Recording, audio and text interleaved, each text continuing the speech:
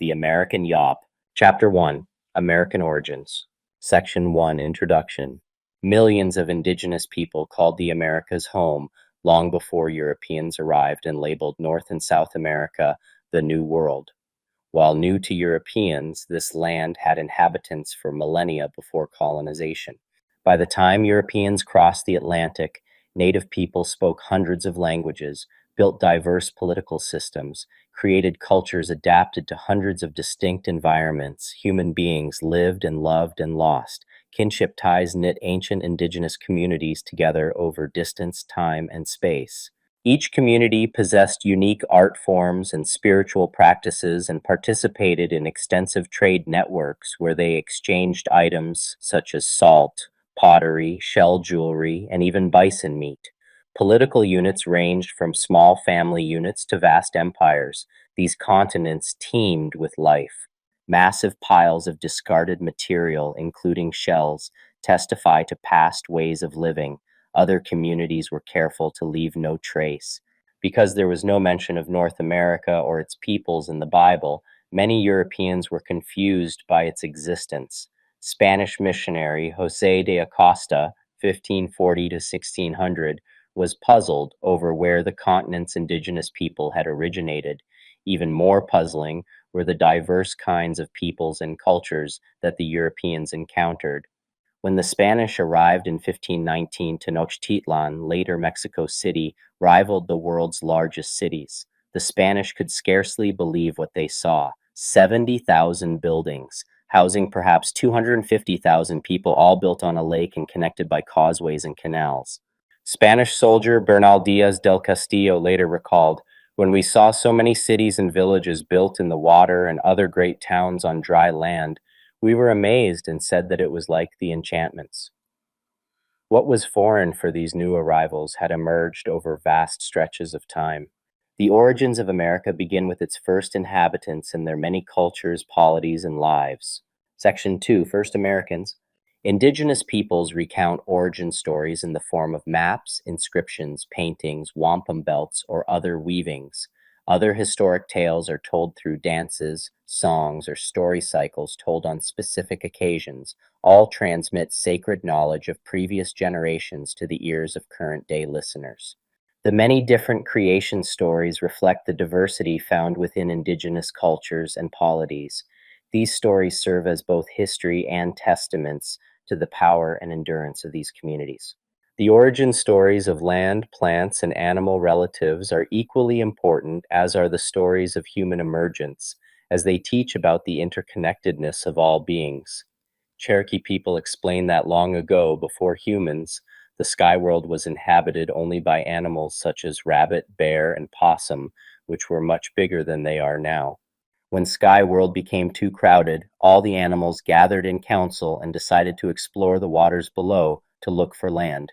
Only Dionysi, the water beetle, could dive deep enough to bring up mud from the underworld to make an in-between world, Elohi, where everyone could live.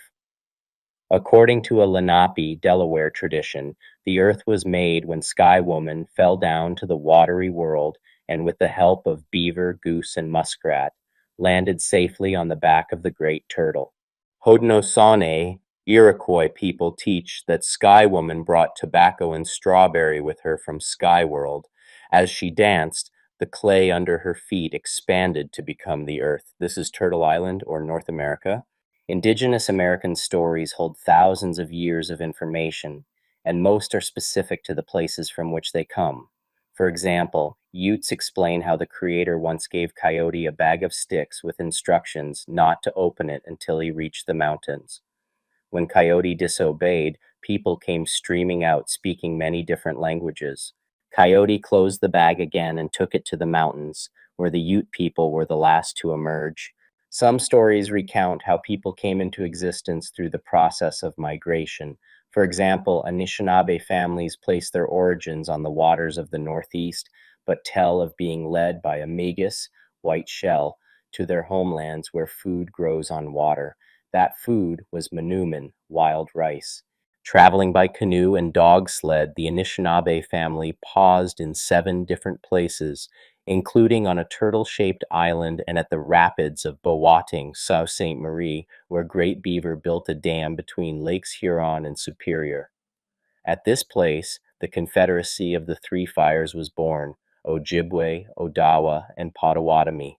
Indigenous stories of creation and migration passed down from generation to generation contain remembrances and instructions for relationships, obligations, and ways of being. They also speak to understandings of power and connection. Kinship relationships, in particular, have enabled the adaptation to changing environments and the preservation of this complex history, whether emerging from the earth, water, or sky, formed by a creator or migrating from elsewhere.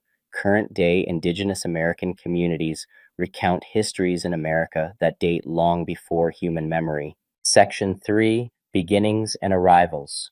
Conventionally, archaeologists, anthropologists, and climatologists have focused on migration histories and excavation sites to understand America's past. By studying pottery fragments, tree rings, genetic signatures, or ice cores, for example, they have constructed a story that claims the Americas were once a new world for all.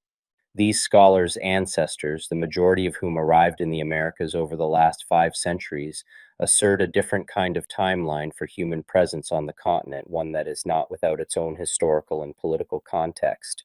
On many points, Western and traditional Indigenous knowledge sources converge. Oral, linguistic, ecological, archaeological, and genetic evidence illustrates a great deal of diversity, with numerous groups migrating, settling, and traveling potentially from many different points of origin over thousands of years. Results from combined archaeological, linguistic, and climatic data, for example, emphasize the arrival of two distinct yet diverse ancient founding populations from what is currently Siberia in Asia. Western scientists estimate that these people arrived along the Pacific coast between 24,000 and 15,000 years ago. Around 1,000 years later, overland arrivals began, followed by more coastal migration around 12,000 years ago. Low sea levels exposed the continental shelf along the northern Pacific Rim, an area called Beringia, named after the waters of the Bering Strait that would later flood it. This was an open area of exposed seafloor stretching over 600 miles across, which hosted different species of grasses and other low vegetation. Giant fauna grazed across the volcanic steppe tundra landscape, crossing back and forth between the places now called Siberia and Alaska. North of the Bering Strait, the East Siberian Arctic Shelf, which crosses the central and eastern Siberian Arctic, was also a potential route for transarctic crossings.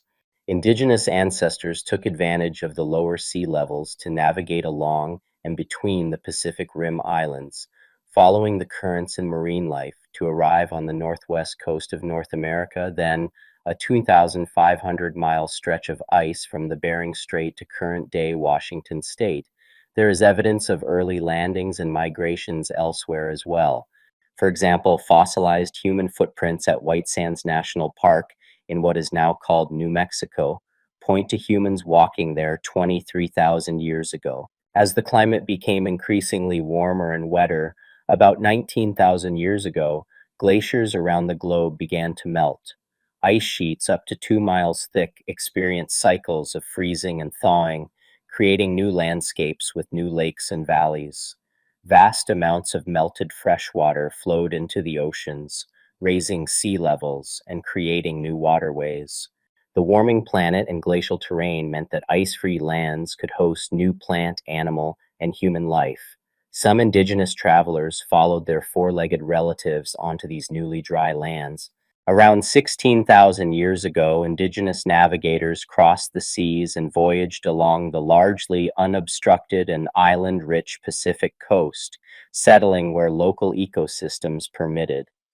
As these skilled ancestors piloted the ocean waves and inlets, they located coves and rivers with plentiful fish, shellfish, and other marine gifts, as well as pathways further inland.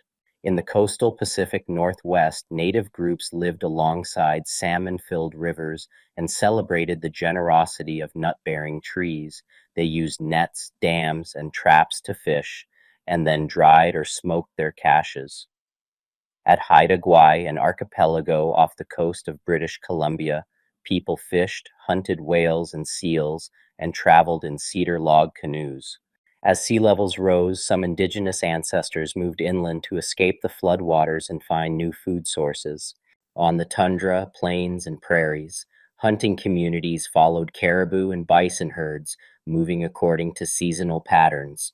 Following great riverways also led inland. The Columbia and the Snake in the northwest, for example, lead to the headwaters of the upper Missouri Basin in the mountains of today's Montana and Wyoming, and the waters flow from there to the lower Missouri and Mississippi.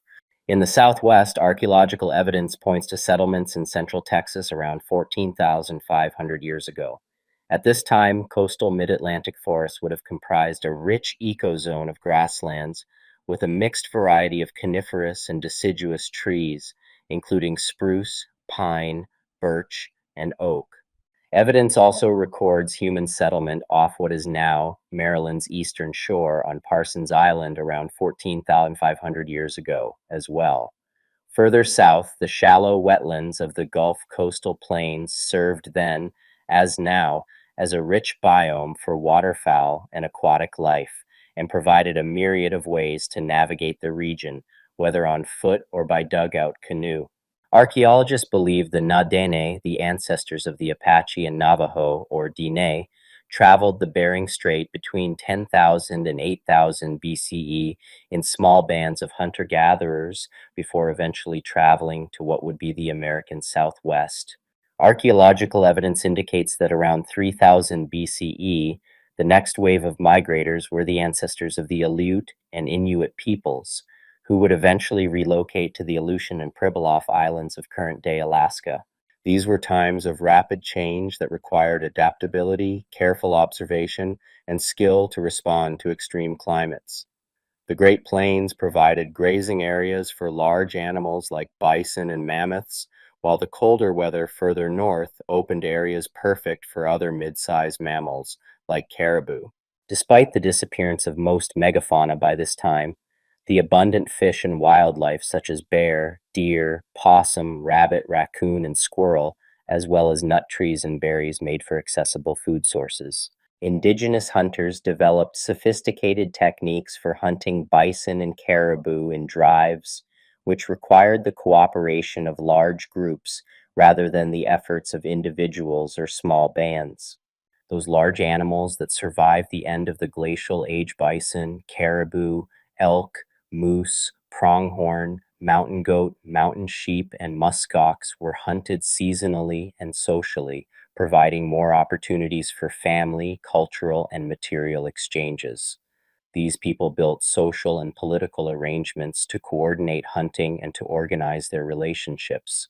Before the end of the last glacial cycle, a period about 11,700 years ago, indigenous ancestors crossed the ice, waters, and exposed lands. Some traveled in small, nimble bands, while other groups seasonally expanded into larger communities with more developed political structures. In mountains, prairies, deserts, and forests, the cultures and polities of America's first peoples were as varied as the continent's geography. Indigenous peoples made their lives alongside the rest of the beings in their environments, moving and changing according to their own desires and needs. As the climate began to stabilize around 6,000 years ago, indigenous communities began to leave behind more physical traces of their presence on the land. By the medieval warm period around 950 CE, indigenous communities found it easier to increasingly turn to agriculture to meet both their nutrition needs and to help maintain political structures. Agriculture made settlement and the creation of cities possible, and indigenous leaders seized on the possibilities of agriculture to secure their power. By the end of the 15th century, indigenous populations in the Western Hemisphere would reach 100 million, with 2/5 in North America. Meanwhile, the population of Europe was only around 50 million. Section 4, Continent-wide changes. In the Mississippi Valley, indigenous ancestors long enjoyed abundant fish and wildlife along the river.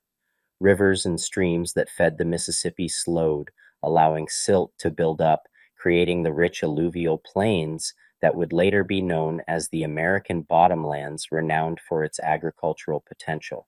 Moreover, as the weather extremes that had characterized so much of early indigenous life abated, summers became longer and rain more predictable. As a result, people who had mainly been foragers, hunters, and fisher folk found it more feasible to cultivate domesticated plants. These choices made by indigenous leaders had considerable social and political implications. Indigenous women especially contributed to the growth of agriculture as they learned to domesticate wild plants and cultivate new ones. Some communities developed what has been called the Eastern Agricultural Complex, where wild plant relatives were selected and managed into larger and more dependable crops. Others continued to practice mixed and seasonally dependent ways of making their lives by combining the gathering of wild foods, hunting, and fishing with deliberate cultivation. Today, 10,000-year-old bottle gourd seeds in Florida tell of the people who carefully tended and harvested the crop. Further south, evidence of some of the earliest plants to be grown has been found in the caves of current-day Mexico. There are preserved ancient specimens of chili peppers, avocados, prickly pear cactus, squash, beans, and maize reveal what the community members were growing. Indigenous farmers also supplemented their diet with rabbit, deer, fish, and other wild relatives. Agriculture served a variety of political structures. Ancestors of the Menominee created an agricultural site called Anim Omot in northern Wisconsin around 1000 CE that served individual families in a largely decentralized, egalitarian society. Corn, climbing beans, and winter squash were grown intensively on raised fields. Other communities used agriculture to enable larger, more hierarchical political structures. The Maya in modern-day Mexico and Central America were the first to care for a species of wild grasses to cultivate into maize, corn, as early as 8,700 years ago. 34. These farmers identified, observed, and selected the largest and hardiest of these plants, pollinating them until their kernels and stalks grew bigger, taller, and stronger, eventually creating a plant similar to the corn we know today. Knowledge held by one indigenous community eventually found its way to others, and maize spread to the Gulf Coast area around 6,000 years ago. It was high in caloric content, easily dried and stored, and, on Mesoamerica's warm and fertile Gulf Coast, could sometimes be harvested twice a year. Maize required complex irrigation systems, leading to further agriculture development even in the more arid climates of North America.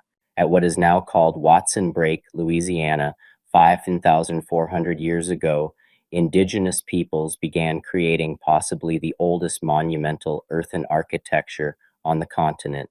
The structure comprises 11 earthworks connected by ridges into an oval formation that is nearly 900 feet across.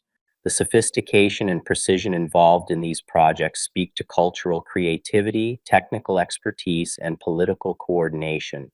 In addition to hunting deer, fishing, and foraging for nuts, the people also raised some of the earliest wild crops on the continent: goosefoot, knotweed, and marsh elder. Other foodstuffs eventually domesticated in the Mississippi River Valley included sunflowers and gourds. Later in northeastern Louisiana, indigenous travelers and traders began to work on an immense space of public architecture known as Poverty Point. Over a period of 600 years, people used basketfuls of dirt to create a complex of concentric, crescent-shaped earthworks that aligned with celestial configurations. This sacred geometry, carried out with the help of an extremely accurate measurement system based on equilateral triangles, was later used across the eastern Mississippi Valley. Although hundreds of people lived among the earthworks, the site seems to have been most important as a place of trade. Artifacts and stone materials recovered there have come from as far as 800 miles away from the Appalachian Mountains to the hills of Iowa. Artisans decorated stone and ceramic pieces with images of owls, other birds, and panthers. Rather than a farming community, the people at Poverty Point gathered nuts, seeds, and wild fruits. They fished and hunted turtles, deer, and alligators. The residents also used cooking balls, small clay spheres that when heated and covered could be used to cook meat. Around 4,500 years ago, In the area along the current borderlands of southwestern Texas and northwestern Coahuila, artists in the lower Pecos Canyonlands painted scenes in red, black, yellow, and white on the walls of rock shelters and shallow caves. This rock art, featuring panthers, deer, human figures, serpents, and geometric shapes, holds stories and knowledge sacred to the peoples of this place and is a reminder of their presence today. In those days, bison ranged across much of the continent but concentrated on the Great Plains, the largest grassland in North and South America. A warming climate led to a longer bison breeding season and the expansion of shortgrass prairie, perfect for bison sustenance even during periodic drought. Roughly 4,800 years ago, indigenous peoples began making pemmican, a food consisting of pounded and dried bison meat mixed with fat and berries. Pemmican is particularly suited to seasonally mobile lifestyles because it serves as a complete, portable, and lasting energy source. In the Pacific Northwest, the Kwakwaka'wakw, Tlingits, Haidas, and hundreds of other communities speaking dozens of languages thrived in a land with a moderate climate, lush forests, and many rivers. They depended on salmon for survival, and this important relative was treated with respect. Its image represented prosperity, life, and renewal. Salmon images decorated and continue to decorate poles, baskets, canoes, oars, and other tools. Each season, as salmon were spotted for the first time, the coastal Salish people and others celebrated the first salmon ceremony. Sustainable harvesting practices ensured the survival of salmon populations.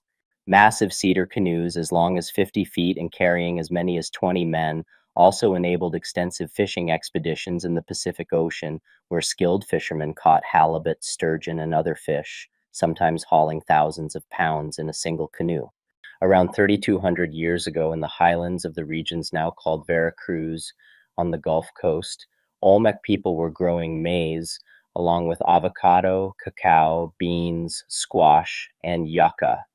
Olmec people made rubber balls from the latex of the local rubber tree, which they used in a ball game that became popular across the Mesoamerican region. Besides the ball game, Olmec society produced many other notable inventions. They developed the long count calendar, which was among the first mathematical expressions of the concept of zero and would be used later by the Maya. Olmecs developed a writing system more advanced than those in Europe at the time. Their artwork included colossal busts made from volcanic rock. These monumental stone sculptures often depicted rulers and weighed up to 40 tons. The Olmec also carved masks and smaller figurines from greenstone, jade, and clay with distinct coffee bean-shaped eyes. Their trade networks reached across the Isthmus of Mexico, and their artistic styles were imitated for hundreds of years. Section 5, Political Change. With surplus food came the ability to support more people, necessitating newer, larger political structures. The Pacific Northwest became one of the most densely populated regions of North America. There, a unique social organization centered on elaborate feasts called potlatches developed. These potlatches celebrated births and weddings and determined social status. Hosts demonstrated their wealth and power by entertaining guests with food, artwork, and performances.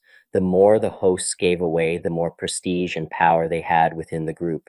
Some would save for decades to host an extravagant potlatch that would, in turn, give them greater respect and power within the community. Potlatches also served as a vehicle for political activity. Tlingit potlatches, for instance, can be understood as a way of managing conflicts, including competing land and resource claims, the selection of clan leaders, the establishment and reaffirmation of alliances, and resolving individual disputes. With developments in agricultural technology came the ability and need for the centralization of large numbers of people. Agriculture flourished in the fertile river valleys between the Mississippi River and the Atlantic Ocean, an area known as the Eastern Woodlands, as well as irrigated areas of the Southwest.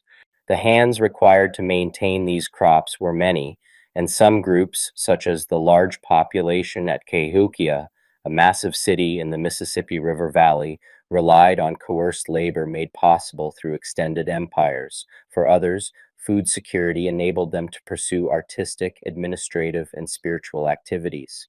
It also enabled the growth of large, advanced early societies, such as that at Tenochtitlan in the Valley of Mexico, Cahokia along the Mississippi River, and ancestral Pueblo and communities in the desert oasis areas of the greater Southwest. Maize arrived in the U.S. Southwest from different parts of Mexico about 3,200 years ago, carried by travelers and by exchanging seeds along trade networks. It spread from there across the Great Plains to the eastern half of the continent over 2,000 years ago, reaching the far north about 1,000 years later. Corn, however, did not become a dominant food source right away, but as a highly nutritious food, it continues to hold an important spiritual and cultural place in many native communities. Hopi stories, for example, tell of Muingwu, the Kachina spirit who grew corn from his body, along with watermelon and squash. Quiche Maya recount that the maize god, Hunhunapu, mixed corn and water together to create the first humans. Penobscot stories explain that corn is a gift from the body of First Mother. One of the largest of these corn-supported cities was Teotihuacan in current-day central Mexico, northeast of Mexico City. This community, which had a population of at least 25,000 people and likely more, was made up of neighborhoods populated by ethnically distinct groups of people who came from across Mesoamerica. One of the earliest influences of the socio-political integration of the Mesoamerican culture was the previously mentioned Olmec. The architecture in Teotihuacan included large pyramids, especially the pyramids of the sun and moon. Later Nahuatl-speaking peoples in Mexico, including the Aztecs and Toltecs, considered Teotihuacan the birthplace of the gods. After the long and slow fall of Teotihuacan, the Toltec rose to power, acquiring many skills from its descendants, including woven textiles, architecture, and astronomy. Buildings, sculptures, markets, libraries, and universities populated the Toltec cities. The Toltec continued a highly centralized, theocratic government, but the palace held more power than the temple. The extensive and rapid development of Toltec cities was made possible by a rather stable government based on the control of water. In the Southwest, about 2,500 years ago, ancestors of current-day Pueblo people, sometimes called Hohokam or Huhugam, invented sophisticated irrigation systems to raise crops in the desert near current-day Phoenix, Arizona. The canals they built with clay and digging sticks routed river water into their gardens, irrigating cotton fields, as well as the Three Sisters corn, beans, and squash. The canal system was more than 800 miles of trunk lines, with hundreds of miles of branches. The longest known canal measured 20 miles. From 2,900 to 1,500 years ago, in the area now known as the Fraser River Valley of British Columbia, ancestors of Stolo Coast Salish peoples lived on salmon, elk, and shellfish, as well as whales, seals, and sea otters that they hunted with hooks and harpoons from large canoes of red cedar. Indeed, many people of the Pacific Northwest built elaborate plank houses out of the region's abundant cedar trees. The 500-foot-long Suquamish Old Man House, for instance, rested on the banks of Puget Sound. Giant cedar trees were also carved and painted in the shape of animals or other figures to tell stories and express identities. These poles, later called totem poles by anthropologists, became the most recognizable art form of the Pacific Northwest, but people also carved masks and other wooden items such as hand drums and rattles out of the region's great trees. Indigenous communities across North America were connected by kin, politics, and culture, and sustained by long-distance trading routes. The Mississippi River, for example, served as an important trade artery, but all of the continent's waterways were vital to transportation and communication. The community at Poverty Point, in what is currently Louisiana, had access to copper from present-day Canada and flint from modern-day Indiana. Sheets of mica found at the Sacred Serpent Mound site near the Ohio River came from the Allegheny Mountains in the northeast, and obsidian from nearby earthworks originated from the Yellowstone River area near present-day Montana. Turquoise from the greater Southwest could be found further south at Teotihuacan. In the Southwest, ancestral Puebloan people, the Anasazi, sometimes referred to as basket makers, adapted to a wetter climate by growing corn, and using the regional grasses to create beautifully woven baskets, mats, and sandals. They lived in the desert lowlands, largely in homes made of wood and adobe. Sophisticated irrigation practices, agriculture, extensive trading networks, and the domestication of animals like dogs and turkeys supported an expanding population. Earlier, Puebloan communities lived on the lowlands and built their homes on wooden posts. As the climate warmed, however, more people began moving to the nearby mesas to escape the heat. As the climate dried out, many people followed the piñon trees and animals to find water for their crops and communities. In the highlands, communities switched from living in wooden pit houses to structures made of quarried stone embedded into cliffs, such as those at Chaco Canyon in present-day New Mexico. Some of these residential structures were massive, such as Pueblo Bonito, which housed hundreds of Puebloan people, stretched over 2 acres, and rose 5 stories high. Copper bells, turquoise decorations, and bright macaw feathers decorated its 600 rooms. Homes like those at Pueblo Bonito included a small dugout room, or kiva, which played an important role in a variety of ceremonies and served as the center for Puebloan life and culture. Additionally, Puebloan people carefully charted the stars and designed their homes in line with the path of the sun and moon. Between 900 and 1300 CE, as many as 15,000 Pueblo people lived in the Chaco Canyon complex. These individuals constructed intricate road systems spanning hundreds of miles that would connect communities and trade routes across the region. Chaco Canyon inhabitants appear to have faced several ecological challenges, including a severe drought in 1130 CE that ultimately caused them to disperse into smaller settlements. However, Chaco remains a site of spiritual and cultural importance. Similarly, in the Pacific Northwest, a persistent drought provoked change, and not just in terms of increased risk of forest fire. Less rain meant that salmon yields would be less predictable. These changes nudged networks away from rivers and toward overland trail systems. Root crops, especially camas bulbs, became particularly important in Salish communities as winter food. Camas prairies were tended and harvested with care, followed by ceremony in the springtime. The prairies themselves were host to important medicine and edible plants. Frequent fires increased the availability of wildlife, berries, and other wild foods and medicines. The same arid climate system affected the Mississippian peoples of the American Midwest and Southeast. Roughly 1,000 years ago, the largest Mississippian settlement, Cahokia, located just east of modern-day St. Louis, peaked at a population of perhaps as many as 30,000 people. It rivaled contemporary European cities in size. No city north of modern Mexico, in fact, would match Cahokia's peak population levels until after the American Revolution. The city itself spanned 2,000 acres. The center was marked by what is known today as Monk's Mound, a large earthen hill that rose 10 stories high. Its base was larger than that of the pyramids in Egypt. Scholars believe that, as with many of the peoples who lived in the eastern woodlands, life and death in Cahokia was linked to the movement of the stars, sun, and moon, and their ceremonial earthwork structures reflected these important structuring forces. They were also places of important economic exchange and political intrigue. Cahokia became a key trading center, partly because of its position near the Mississippi, Illinois, and Missouri rivers.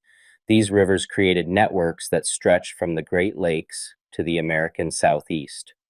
Archaeologists have identified materials, such as seashells, that traveled over 1,000 miles to reach the center of this civilization. Cahokia hummed with the sounds of thousands upon thousands of pilgrims, traders, warriors, and settlers. Corn was one of the factors that enabled such a large community to exist, even though its cultivation often depended on people who had been subjugated in warfare. The size of Cahokia and extent of its influence suggests that the city relied on a hierarchical system of chiefdoms and tributaries, enabled by sustained social stratification and frequent warfare.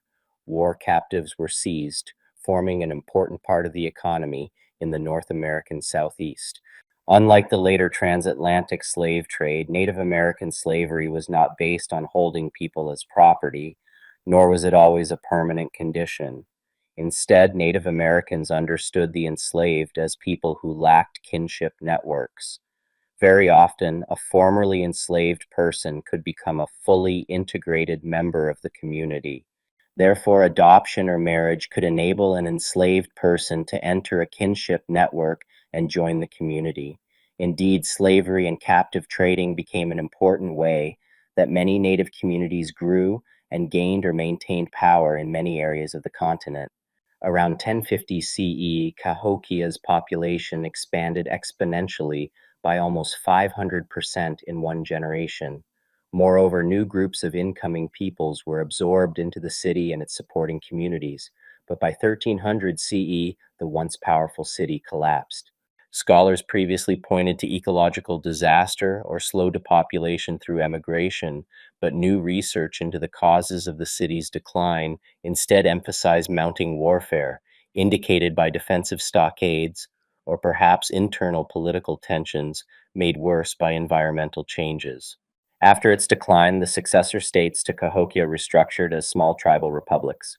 People influenced by Cahokia are often called Mississippian, and their ways of living profoundly shaped southeastern societies. Historians suggest that Cahokian evangelists and emissaries spread news of their new religious beliefs and practices, including the specialization of labor and architectural styles.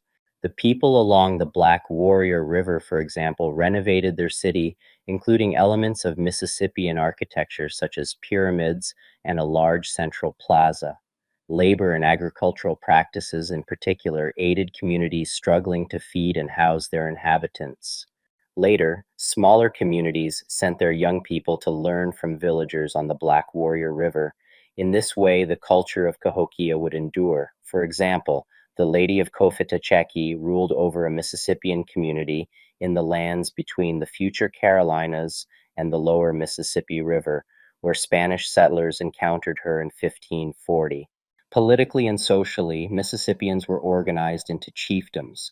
Chiefs, usually male, inherited their authority through maternal bloodlines. Traditionally matrilineal, Mississippian women were empowered by their control over agricultural food production. Historian Christina Snyder suggests that the Lady of Cofetacheki may have risen to power due to a lack of a legitimate male heir after deaths from a recent widespread disease.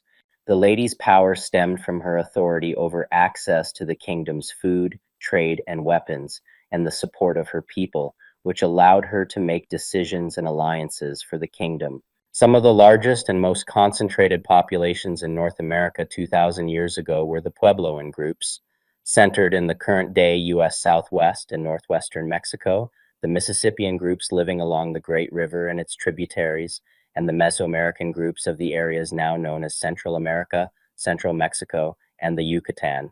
In present-day northern Guatemala and the Mexican state of Tabasco, the Maya built the city-states of Chichen Itza, Mayapan, and Uxmal, which housed massive temples and sustained large populations. There, a combined priesthood and nobility governed the rest of the population. In the further reaches of Maya territory, ordinary villages retained clan structures where they worked the nobles' fields, paid rent for land use, and contributed labor and taxes for the construction of roads, nobles' houses, and other structures. Ultimately, the Maya constructed a complex and long-lasting civilization with written language, advanced mathematics, and stunningly accurate calendars. Section 6 Continuities. By the turn of the first millennium, 1,000 years ago, most native North American people in what is now the United States lived in small communities tied by kinship networks. The Cherokee, for example, emerged after the Mississippian mound-building period, reflecting a shift in political economy and social organization away from the more seemingly urban and hierarchical mode illustrated by Cahokia.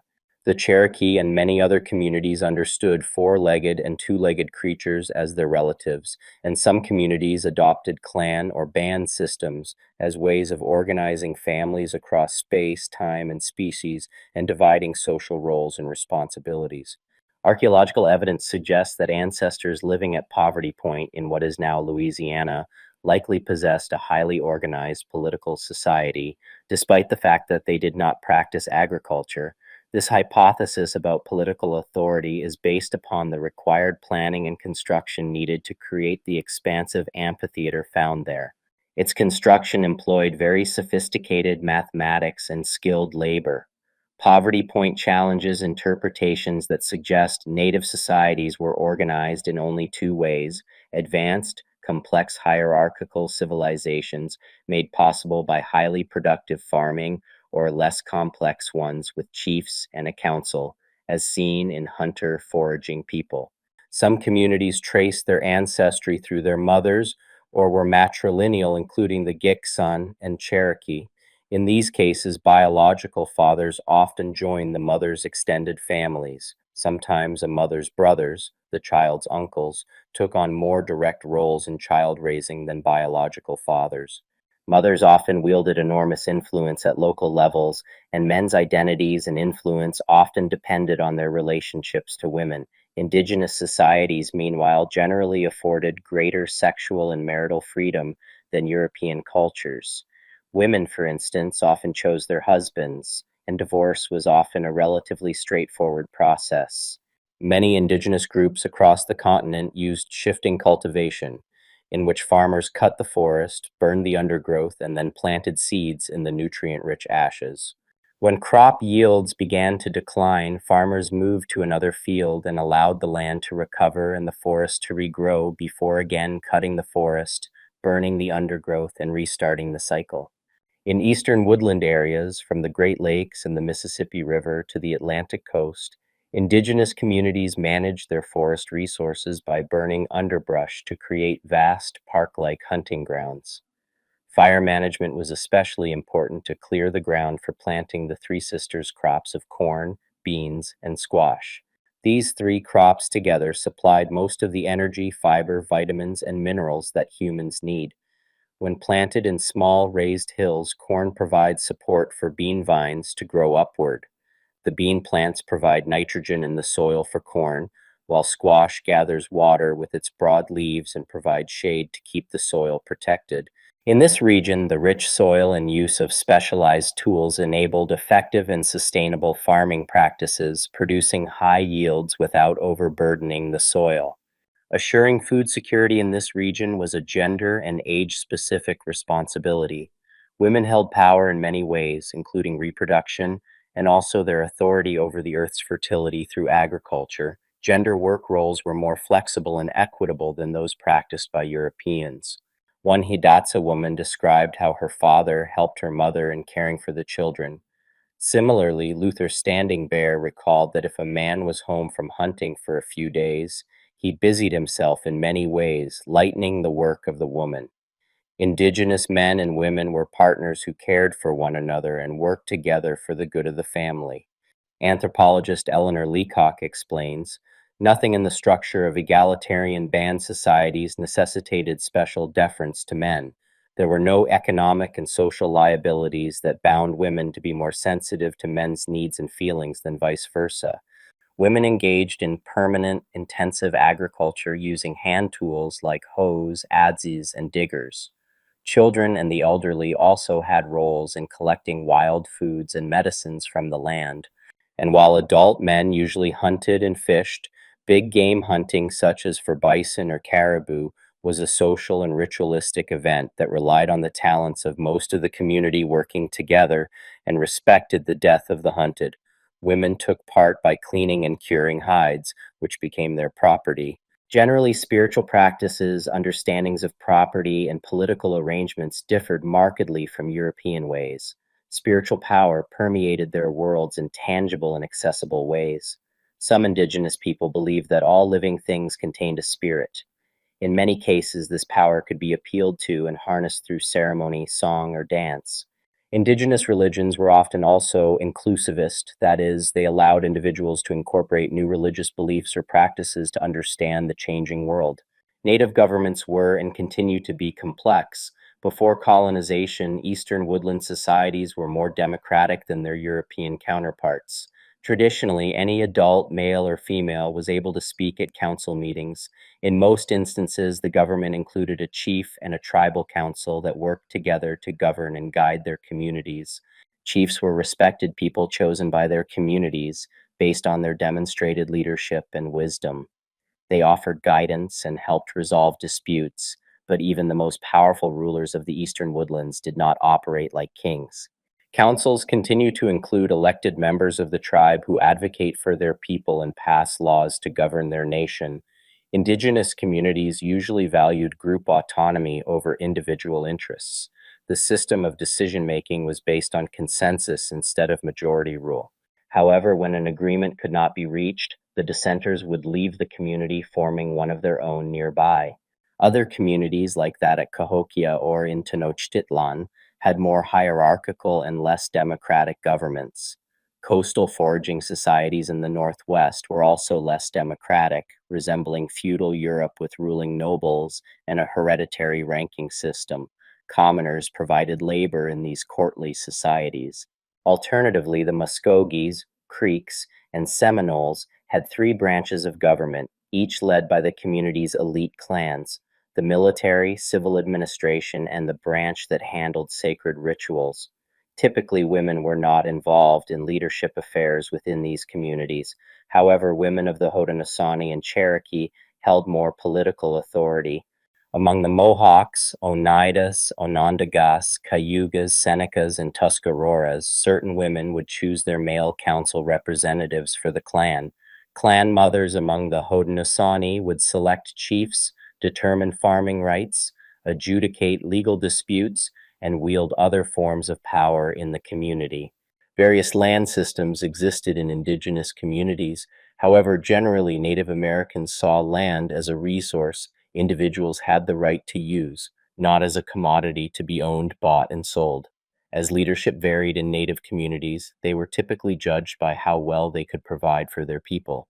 Generosity was valued in leadership, and extreme starvation was mostly avoided. For example, Powhatan, an indigenous ruler in what is now Virginia, was known for his generosity and would redistribute 90% of his collected resources, paying specific attention to the neediest among his people. Knowledge in Native communities was communicated in many ways. For example, Ojibways used birch bark scrolls to record medical treatments, recipes, songs, stories, and more. Other eastern woodland peoples wove plant fibers, embroidered skins with porcupine quills, and modeled the earth to make sites of complex ceremonial meaning. On the plains, artisans wove buffalo hair and painted on buffalo skins. In the Pacific Northwest, artisans carved great cedar poles and decorated large wooden houses. Maya, Zapotec, and Nahua ancestors in Mesoamerica painted their histories on plant-derived textiles or hides and carved them into stone. Quipu technology was developed between 600 CE and 1000 CE in central Peru. It was a knotted string device recording various histories and constructed in binary code that remains unbroken to this day. Only 600 Quipu pieces remain today, as most were destroyed by Spanish colonists. According to their histories, the ancestors of the Nahua people moved into the Valley of Mexico from their homeland of Aztlan in the north around 1100 CE. Soon, other Nahua ancestral groups founded small city-states known as Altepetl. The related Mexica group founded their Altepetl Tenochtitlan on an island in the middle of the lake in current-day Mexico City in 1325. Almost 100 years later, in 1427, Tenochtitlan with the three Altepetl Texcoco, Tlacopan, and Huexotzinco went to war and conquered its former ally, the Tepaneca Altepetl of Azcapotzalco. The victors consolidated their power into the Triple Alliance of Tenochtitlan, Texcoco, and Tlacopan, also known as the Aztec Empire. The Aztec state depended on irrigated agriculture, with corn as its main focus, along with beans, pumpkins, cacao, tomatoes, tobacco, cotton, and other crops for their dense population. They constructed dams, canals, and fortress structures made of stone. Tenochtitlan had elaborate markets and received raw goods from all areas of the Americas. Turquoise from the pueblos in the U.S. Southwest was used as a means of exchange for valuable commodities. This arrangement of related peoples went on to dominate first the Valley of Mexico, exacting tribute from enemy and vassal populations alike. The Triple Alliance ruled through a decentralized network of subject peoples that paid regular tribute, including everything from corn and other foodstuffs to luxury goods such as jade, cacao, and gold, and provided troops and captives for the empire. Triple Alliance forces would spread to the Gulf Coast and as far south as current-day Honduras, exacting tribute and erecting Mexica-style governments, architecture, and other cultural monuments along the way. In Tenochtitlan, a massive pyramid temple, the Templo Mayor, was located at the city's center. Its ruins can still be found in the center of Mexico City today, a testament to Mexican power. This was also a time of severe drought and famine. The ruler of Texcoco Altepetl, Nezahualcoyotl, 1402-1472, helped solve the problem of drought and famine by building a massive aqueduct and irrigation system for Texcoco and allied Tenochtitlan, then ruled by Moctezuma Tzquaretzin in 1398 to 1469. Much of the city of Tenochtitlan was fed by crops grown on large artificial islands called chinampas, constructed by dredging mud and rich sediment from the bottom of the lake and depositing it over time to form plots of land. Additionally, massive marketplaces facilitated the movement of local and faraway goods. By the time Moctezuma II, Xocoyotzin, in 1466 to 1520, came to lead the Triple Alliance in 1502, Tenochtitlan's Mexica, also known as the Aztecs, were the dominant military and economic power in the region. In the eastern woodlands to the north, many Native American societies lived in smaller, dispersed communities to take advantage of rich soils and abundant rivers and streams. Along the St. Lawrence River, Iroquoian-speaking Wendat and Haudenosaunee peoples lived near Anishinaabe and Innu communities, and their kinship and trade ties stretched from the Atlantic to the Great Lakes and on to the Mississippi River. Lenape people farmed the bottomlands throughout the Hudson and Delaware River watersheds in New York, Pennsylvania, New Jersey, and Delaware. During planting and harvesting seasons, they gathered in larger groups to coordinate their labor and take advantage of local abundance. As proficient fishers, they organized seasonal fish camps and wove nets, baskets, mats, and a variety of household materials from the rushes found along the streams, rivers, and coasts. Dispersed and relatively independent, hundreds of Lenape settlements were nonetheless bound together by oral histories, ceremonial traditions, consensus-based political organization, kinship networks, and a shared clan system. Marriage occurred between clans, and matrilineal lines organized the society. For example, a married man would join the clan of his wife. Additionally, Lenape women wielded authority over marriages, households, agricultural production, and the selection of leaders called sachems. Sachems governed Lenape communities by the consent of their people and acquired their authority by demonstrating wisdom and experience. Large gatherings occurred for ceremonial purposes or to make important decisions, and the sachems spoke for their people in councils that included men, women, and elders. Between 600 to 1,000 years ago, the Haudenosaunee or Iroquois Confederacy from the region, now called New York and Ontario, developed the political system they still hold today. It was created out of the necessity to end war and broker peace. With droughts, competing tributary systems, and other challenges, many Indigenous people of the Northeast and Great Lakes found themselves at war both within their own and against other groups. During this time, a man later called the Peacemaker, who had been born north of Lake Ontario and raised by his mother and grandmother, crossed the lands to spread his message of peace and his system for ending wars. The first person who supported Peacemaker was a woman from the Erie Nation called Jigonhasi. She gave Peacemaker lodging and food and pledged to help him spread peace.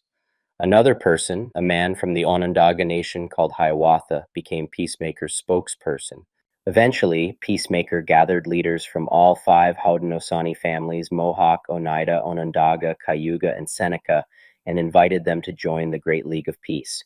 At that time, the nations were divided into small hereditary sacgemdoms, but the Great League would be represented centrally by 50 sachems chosen by the traditional clan mothers. But one tyrannical leader from Onondaga, Tadadaho, initially refused, but with the help of Jigonhas and Hiawatha, Tadadaho agreed to join the League. Peacemaker promised that he would henceforth preside over the council and that the ceremonial fire would always be kept at Onondaga. Then Peacemaker uprooted a white pine tree and called on everyone to bury their weapons beneath its roots. The white pine's branches came to symbolize the branches of peace, which would shelter any nation that joined the League. Later, the founders of the U.S. government would be inspired by the Haudenosaunee League and its federal system when they built their own nation. In the 19th century, the League would expand to include the Tuscaroras. Section 7 Conclusion.